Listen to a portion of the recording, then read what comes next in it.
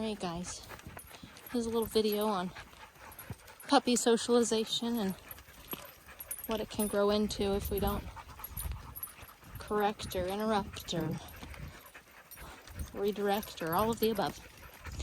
So these two little puppies, Mr. Pedro, the Doxy Mixie, and Miss Bolt, the Shar-Pei mix. There go those dogs. Heard a bird or a squirrel, something. They keep kind of picking on my little Chihuahua Yorkie mixie thing. I know you would like a treat. So what I've been doing is just practicing recall off of him. Pedro, come. Pedro, good boy. Good boy, good boy. Start praising your dog before they get to you guys. People always want to wait until they get to him. But back up, act enthusiastic, and praise them as they're coming to you. Pedro, come on. Good boy, what a good boy. Good boy. Let them know that they're doing the right thing, headed in your direction. Anyway, they're probably not going to do it anymore. Come on, dogs. Pedro, come on. Good boy. But they keep messing with my little TV. Hey, come on. Thank you. And she, tries to correct them, but she can't really stand up for herself. She's tiny and she doesn't. The dogs kind of laugh at her. And also, these dogs don't know what a correction is. So, recalling them off of that, there's a difference between that and actually correcting the dog for doing that. So she's over there trying to correct the dog, and meanwhile I'm practicing recall off of that situation. And don't get me wrong, it's a great way to practice recall. It's distracting, and anyway, it's a great way to practice recall. Pedro, come. Pedro, come. Good boy. Come on. Good boy. What a good boy. Good boy. Well, that's for Pedro. Good boy. Good. All right, let's go. What are you knuckleheads doing? So practicing recall is great, but correcting the dog for actually doing that and having an interrupter for that, not just a redirection, is really important. Because if they do that to the wrong dog, they could get hurt or attacked. And they do that stuff at the dog park, and a dog could go after them and hurt them. Even if they don't get hurt, if they get scared of another dog going after them, then they're worried about dogs. And that is how a lot of dog reactivity or aggression starts. Is, your dog's annoying the other dog, whether they're an annoying puppy or an annoying young dog or an annoying adult dog, and another dog goes in to correct them. And maybe that dog doesn't know how to properly... Oh my gosh, there's just a dust cloud that we're going to get completely dusted with. Oh, gross.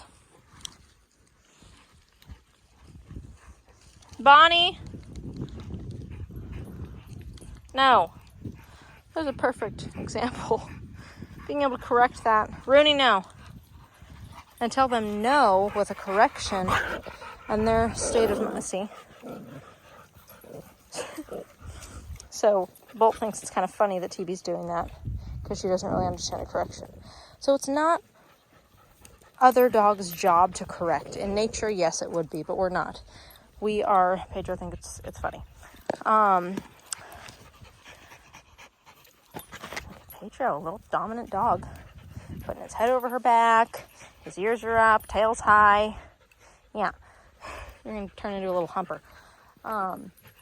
So being able to correct and interrupt that situation over there, you have dogs that are, Rooney, no.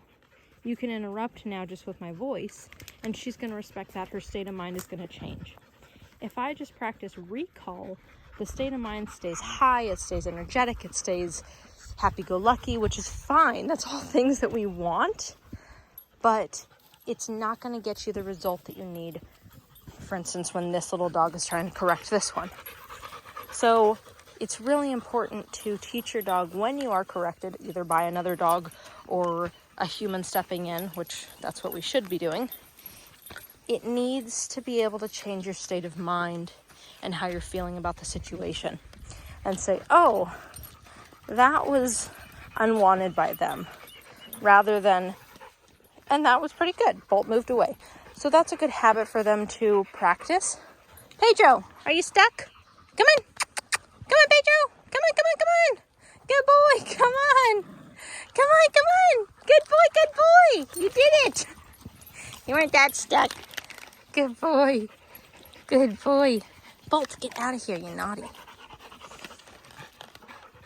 So being able to correct and interrupt that is really, really important.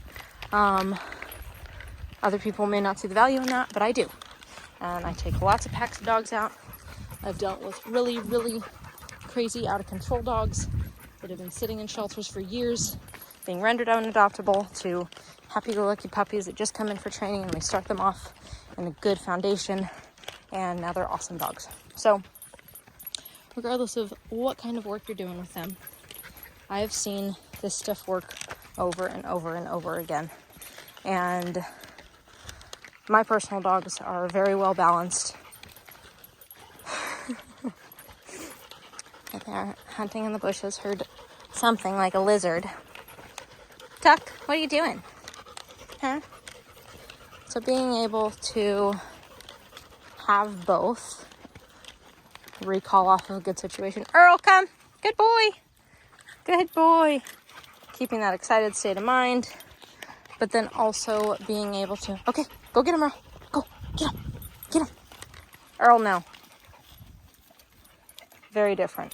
So having him, Earl, no. He doesn't get as excited. He knows he's not coming back for a treat when there's a no after that, because there's been a correction to follow the word no. And being able to tap into your dog's state of mind rather than always just being happy-go-lucky, because we don't live in that kind of world. And that kind of dog is going to get itself in trouble because it's never, experienced adversity. It just doesn't make sense. So being able to separate those two and knowing that there's a really, really good reason for both and practicing both is awesome and really important for your dogs to be successful in our human world and in their makeshift doggy world when we go to the dog park and no dogs know how to properly socialize or no social cues or anything like that. So it's really good and crucial for us to be able to interrupt that and coach them through how they're supposed to be, because in nature, dogs, feral dogs running in packs on the streets, they're going to get in dog fights and they're going to work it out and they're going to figure it out. In our world, they're not intertwined enough in their doggy communities that they can figure that stuff out. And we get vet bills and people get bit and liability and all of that stuff. So it just, their dog way doesn't make sense in our world as much as we can just let them work it out or whatever. We need to be able to, Pedro, come on, good boy. We need to be able to interrupt and tell them no when we need to, whether it's a snake in the bush on a hike or whether they're about to run up on a horse or a dog that is unfriendly, that's on leash and our dogs are off leash, whatever it is. Like, and you guys, if you have an off leash dog, you should be able to call them off of anything in the world before they run up on it when you take your dog off leash. In certain scenarios. A lot of people take their dogs off leash at the beach and, they're not going to have a perfect recall. Pedro is ridiculous. But, yeah, he's getting kind of long in the tooth. But, miss, let's not. So you guys, perfect example. Your dog has something in their mouth, like horse poop, that they're not supposed to be eating. And whether it's a sock or a tissue or something out of the trash or whatever, chicken bone that they have. Well, no. and they pick it up and you're playing chase around the house and they just think it's the best game in the world, having a leash on your dog, Bolt, to step on it and be able to stop them from running away from you is so, so, so valuable. And it teaches your dog not to play that keep away game. Because when you say hey or stop or whatever English you want to speak to them and step on that leash, it teaches them, oh, I need to stop and my owner's going to come over and grab this thing out of my mouth. Because then when they play the keep away game, okay, everybody, let's stop. Pedro. Thank you. So I just stepped on his leash and he spit it out because we've played this game before. Pedro, come on. And then we can recall him off of it. So there's a difference between stop and no, and then let's go. And this is perfect application for all of this stuff. Tuck, no. Good.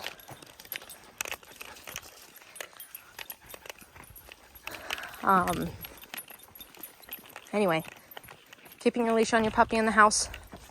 Nobody thinks about it, but it's a really, really valuable thing to do because you can stop them from running away when they get something in their mouth. And you can stop them from running away. Bolt. Good. So there I just stepped on her leash. I said her name, stepped on her leash, and it automatically stopped her. So again, you guys, dog training is Pedro. Good boy. Come on. Saying something or asking your dog to do something. Pedro. Good boy. Come on. Come on, come on. And making it happen. However you get that result, I don't care. Do whatever you need to. If using, no, good. So being able to step on her leash there instead of her just running away was really, really valuable. Okay, come on everybody. Bonnie, no. So yeah, being able to ask your dog to do something and making it happen is dog training. That's all it is. All right, you guys. Talk to you soon.